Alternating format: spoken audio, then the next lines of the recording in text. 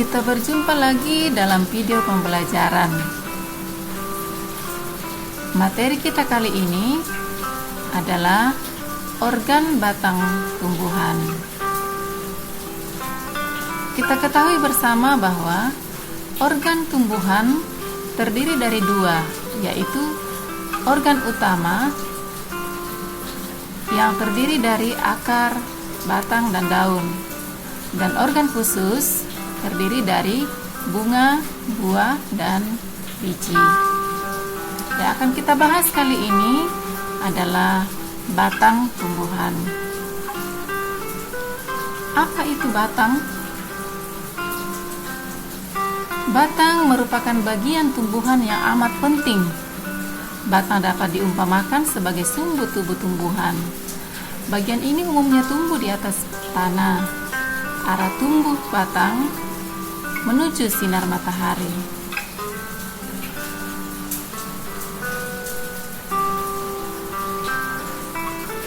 Apa saja fungsi batang? Yang pertama, sebagai penopang. Menjaga agar tumbuhan tetap tegak dan menjadikan daun sedekat mungkin dengan sumber cahaya, yaitu matahari. Yang kedua, sebagai pengangkut, mengangkut air dan mineral dari akar menuju ke daun. Yang ketiga, sebagai penyimpan makanan cadangan seperti pada sagu dan tebu. Yang keempat, sebagai alat perkembangbiakan vegetatif. Bentuk batang bermacam-macam.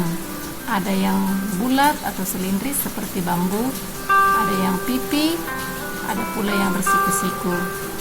Jenis batang ada 3 macam. Yang pertama, batang berkayu adalah batang yang keras karena mempunyai jaringan dari zat kayu atau lignin. Batang rumput yaitu batang yang umumnya beruas-ruas, tidak keras, misalnya pada jagung dan padi. Dan batang basah yaitu tumbuhan yang batangnya lunak dan berair seperti pada bayam dan pacar air.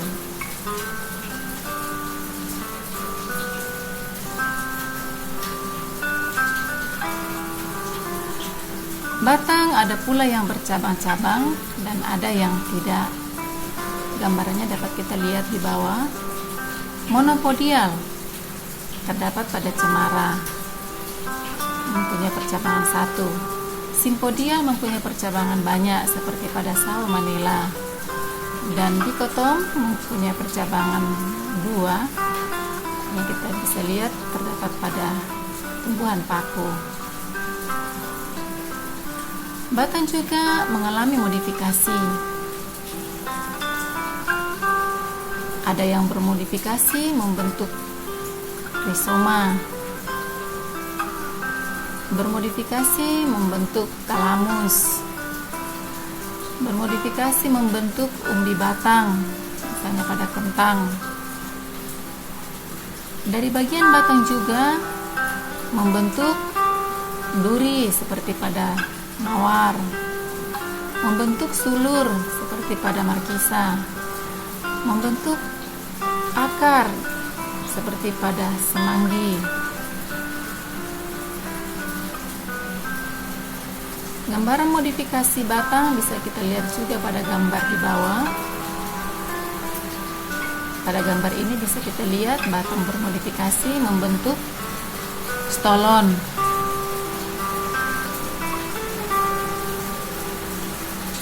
Kemudian membentuk rizoma, seperti tadi membentuk umbi batang. Dan pada gambar terakhir membentuk kormus, yaitu batang pendek yang menebal.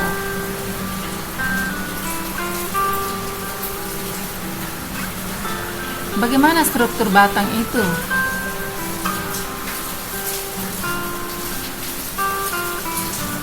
Gambaran struktur batang bisa kita lihat pada batang primer dan batang sekunder pada gambar di bawah.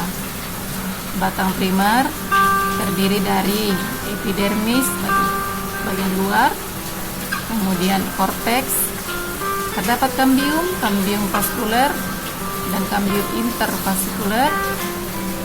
Ada jaringan pembuluh pengangkut, floem dengan silem. Kemudian pada batang yang sudah mengalami pertumbuhan sekunder, epidermisnya digantikan oleh jaringan gabus.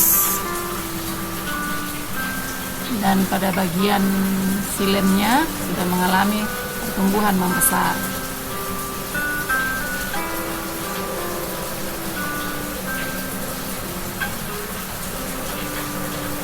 Perbedaan batang dikotil dan monokotil dapat kita lihat pada tabel berikut. Pada batang dikotil bercabang-cabang, sedangkan batang monokotil tidak bercabang. Batang dikotil berkambium sehingga dapat membesar, sedangkan batang monokotil tidak berkambium sehingga tidak bisa membesar. Pada dikotil memiliki pembuluh angkut yang letaknya teratur membentuk lingkaran, sedangkan pada monokotil pembuluh pengangkutnya letaknya tersebar, tidak teratur.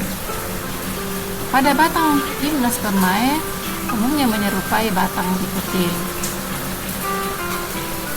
Perbandingan antara batang dikotil dan batang monokotil dapat kita lihat pada gambar di bawah.